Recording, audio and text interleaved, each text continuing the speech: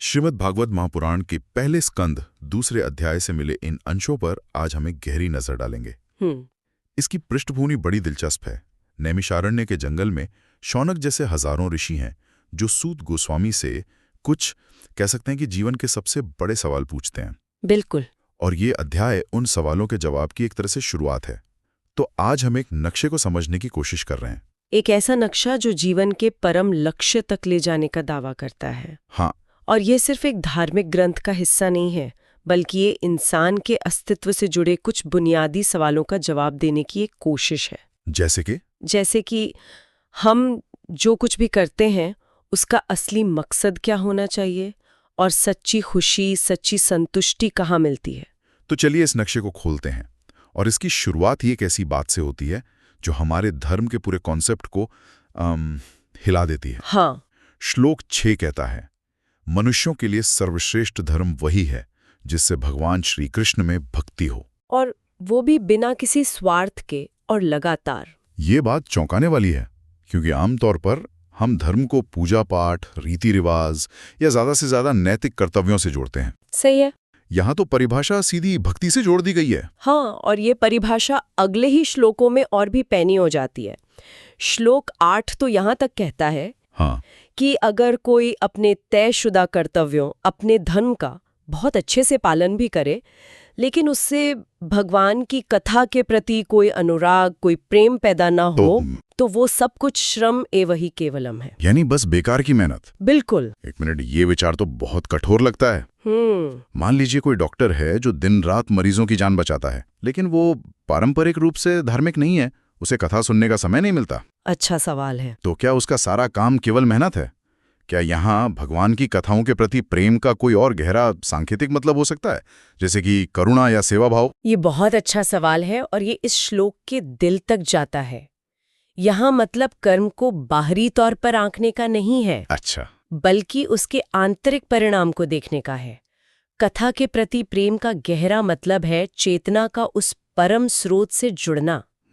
अगर डॉक्टर की सेवा सिर्फ एक नौकरी या अहंकार की पूर्ति न होकर सच्ची करुणा से पैदा हो रही है, तो वो भी एक तरह से चेतना का विस्तार ही है। समझ गए। श्लोक का असली संदेश ये है कि किसी भी काम की सफलता इस बात से नहीं मापी जानी चाहिए कि आपने क्या हासिल किया, बल्कि इस बात से कि उस काम ने आपको अंदर से कितना बदला। क्या उसने आपके दिल में और ज्यादा प्रेम और ज्यादा जुड़ाव पैदा किया? हाँ, अगर नहीं तो वो सिर्फ शारीरिक श्रम बनकर रह गया। समझ गई। तो फिर धन कमाना, अपनी इच्छाएं पूरी करना, इन सब का क्या?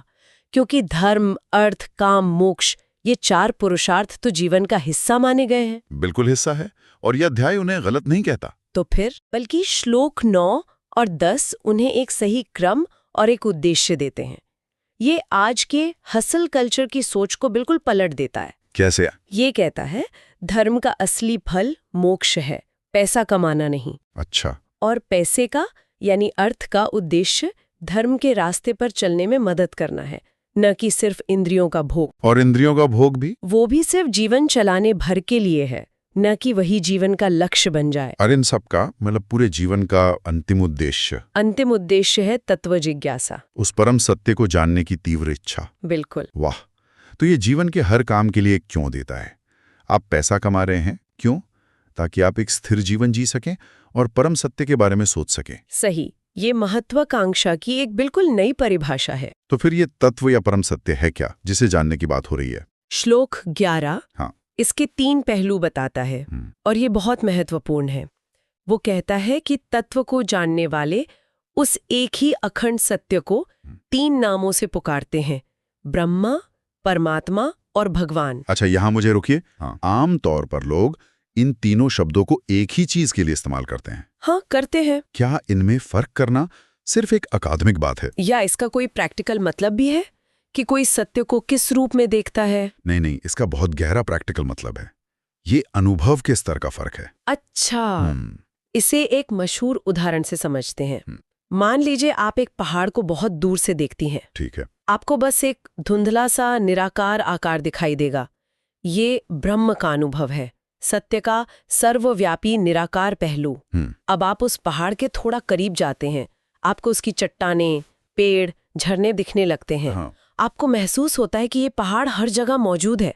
ये परमात्मा का अनुभव है, सत्य का वो पहलू जो हर कण में, हर जीव के हृदय में मौजूद है। और फिर आप पहाड़ की चोटी पर पहुंच जाती हैं और वहां आपको उस पहाड़ का स्वामी मिलता है, अपने पूरे व्यक्तित्व, गुणों और ऐश्वर्य के साथ।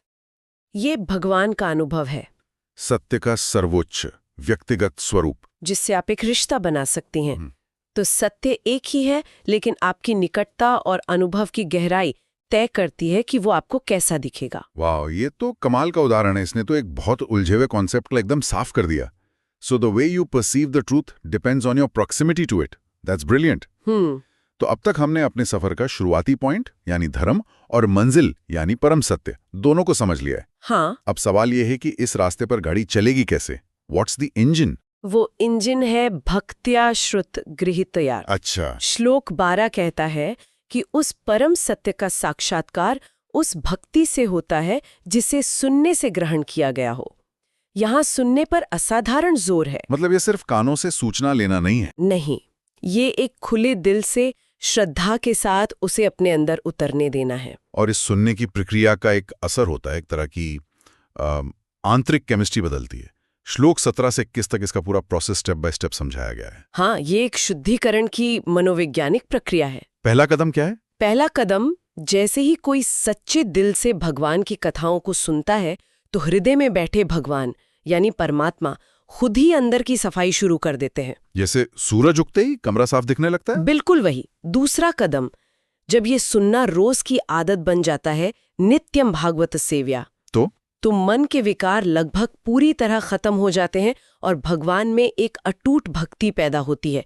इसे नैष्ठिकी भक्ति कहा गया है। एक मिनट, ये भारी शब्द है नैष्ठिकी भक्ति। मैं इसे ठीक से समझना चाहती हूँ। तो नैष्ठिकी का मतलब ये हुआ कि ये कोई वीकेंड पे आने जाने वाली भावना नहीं है? नहीं, बल्कि ये हमारे स्वभाव का, हमारी आइडेंटिटी का एक स्थायी हिस्सा बन जाती है। Is that a fair way to put it? बिल्कुल सही। ये एक ऐसी अवस्था है जो अब बाहरी परिस्थितियों पर निर्भर नहीं करती। अच्छा। और जब मन इस अवस्था में पहुंचता है तो तीसरा कदम अपने आप होता है। वो क्या है? मन में जो बेचैनी यानी रजोगुण और आलस्य यानी तमोगुण के भाव थे, जैसे लोभ और वासना, हाँ, वे शांत हो जाते हैं। मन पूरी तरह से अच्छाई और शांति में यानी सत्व गुण में स्थिर हो जाता है। और इस शांत और प्रसन्न मन का अंतिम परिणाम क्या होता है? अंतिम परिणाम है मुक्ति। श्लोक 21 3 जबरदस्त बातें कहता है। बताइए।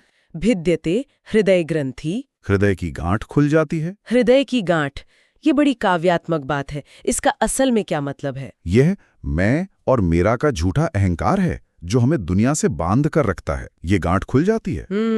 फिर छिद्यन्ते सर्व संशयः, सारे संदेह मिट जाते हैं। मैं कौन हूं, ये दुनिया क्या है, भगवान है या नहीं, ये सब। हाँ, ये सारे अस्तित्व से जुड़े सवाल शांत हो जाते हैं। और अंत में क्षीयन्ते चास्य कर्माणि, कर्मों का बंधन खत्म हो जाता है। मतलब आप कर्म तो करते हैं पर उसके फल में बंधते नहीं। बिल्कुल। ये जीवन जीते हुए ही मुक्ति की अवस्था है। ये जो मन को शुद्ध करने और अहंकार की गांठ खोलने की बात है, ये सुनने में तो बहुत अच्छी लगती है। लेकिन हम सब जानते हैं कि मन इतना सीधा साधा नहीं है। कभी वो बेचैन होता है, कभी आलस से भरा होता है और कभी शांत। सही बात है। मुझे लगता है हमारे इसी अनुभव को समझने के लिए ही गुणों का सिद्धांत दिया गया होगा, है ना? आपने बिल्कुल सही जोड़ा। ये चर्चा से अलग नहीं बल्कि उसी का एक प्रैक्टिकल हिस्सा है। ये समझाता है कि भौतिक दुनिया और हमारा मन काम कैसे करते हैं। अच्छा। श्लोक 23 कहता है कि एक ही परम चेतना जब दुनिया से जुड़ती है तो 3 गुणों का रूप ले लेती है, रजोगुण, सत्वगुण और तमोगुण। रचना, पालन और संहार, ब्रह्मा, विष्णु, रुद्र। हाँ, और इसमें एक बहुत स्पष्ट सलाह है कि कल्याण के लिए सत्वगुण यानी श्री विष्णु की उपासना श्रेष्ठ है। सत्वगुण में ऐसी क्या खास बात है? श्लोक 24 में इसका एक अद्भुत उदाहरण है जो इसे बहुत आसान बना देता है। वो क्या है? लकड़ी जो तमोगुण का प्रतीक है जड़ता का, उससे बेहतर है धुआं जो रजोगुण का प्रतीक है क्रियाशील लेकिन अस्पष्ट। और धुएं से भी बेहतर है अग्नि। अग्नि जो सत्वगुण का प्रतीक है प्रकाश और ज्ञान। अग्नि क्यों श्रेष्ठ है? क्योंकि वो प्रकाश देती है, ऊर्जा देती है और यज्ञ के माध्यम से ऊपर उठने का साधन बनती है। ठीक वैसे ही तमोगुण यानी अज्ञान से रजोगुण यानी महत्वाकांक्षा बेहतर है। लेकिन सबसे बेहतर सत्वगुण है, शांति, ज्ञान, स्पष्टता। हाँ, क्योंकि वो ब्रह्म दर्शनम है। वो एक साफ खिड़की है जिससे परम सत्य दिखाई देता है। बिल्कुल। रजोगुण और तमोगुण की खिड़कियां धुंधली हैं। तो हमारा मानसिक मोड कि हम सत्व में हैं, रज में हैं या तम में, ये तय करता है कि हम जीवन में किस चीज की ओर आकर्षित होते हैं। बिल्कुल। श्लोक 26 और 27 यही कहते हैं, जिनका मन शांत और सत्वगुणी है वे स्वाभाविक रूप से मोक्ष और ज्ञान के लिए श्री विष्णु के सात्विक स्वरूपों की उपासना करते हैं। और जो रजोगुणी हैं, जिन्हें शक्ति और ऐश्वर्य चाहिए, वे प्रजापतियों या उग्र देवताओं की ओर आकर्षित होते हैं। और जो तमोगुणी हैं, वे भूत, प्रेत और पितरों की उपासना करते हैं। यहाँ कोई जजमेंट नहीं है। नहीं, कोई जजमेंट नहीं है। बस एक अवलोकन है कि चेतना का स्तर ही उपासना का विषय तय करता है, जैसे को तैसा मिलता है वाली बात है। इस पूरी चर्चा के बाद अध्याय का अंत एक बहुत शक्तिशाली और सबको समेटने वाले निष्कर्ष के साथ होता है। हाँ। श्लोक 28 और 29 में बार बार वासुदेव शब्द पे जोर दिया गया है। ऐसा लगता है जैसे नक्शे पर हर रास्ता आकर एक ही जगह मिल रहा है। हाँ, ये उस नक्शे का सार है। ये कहता है, वेदों का असली मतलब वासुदेव हैं। यज्ञों का उद्देश्य वासुदेव है। योग वासुदेव के लिए है। और सारे कर्मों की अंतिम मंजिल भी वासुदेव ही है। इसका मतलब है कि रास्ता कोई भी हो, ज्ञान का, कर्म का, योग का, अगर वो सही दिशा में है तो उसे अंत में वासुदेव यानी उस परम व्यक्तित्व भगवान तक पहुंचना ही होगा। ये सभी आध्यात्मिक धाराओं का संगम है। बिल्कुल। और फिर से वो अनेकता में एकता वाली बात आती है। बिल्कुल। मुझे बहुत अच्छा लगा कि अग्नि का उदाहरण फिर से इस्तेमाल किया गया। हाँ, श्लोक 32 कहता है, जैसे अग्नि एक ही है पर अलग अलग लकड़ियों में जलने पर अलग अलग लगती है, वैसे ही सबके हृदय में बैठे भगवान एक ही हैं, पर अलग अलग शरीरों में होने के कारण अनेक जैसे लगते हैं। ये समझने का एक शानदार तरीका है कि हमारे बीच सारे मतभेदों के बावजूद हमारे अंदर की जीवन शक्ति एक ही स्रोत से आ रही है।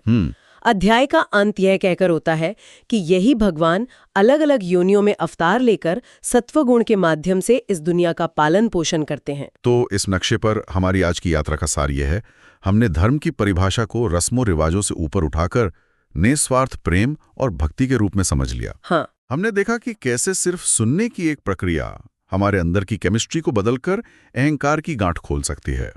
हमने अपने मन के 3 मोड्स सत्व, रज, तम को समझा और देखा कि कैसे वे हमारे जीवन की दिशा तय करते हैं। सही। और अंत में हमने पाया कि सारे रास्ते, सारी खोज एक ही परम सत्य वासुदेव में आकर पूरी होती है। और जाते जाते एक विचार बताइए। इस अध्याय में एक पंक्ति है, संसिद्धिर हरितोषणम। इसका मतलब?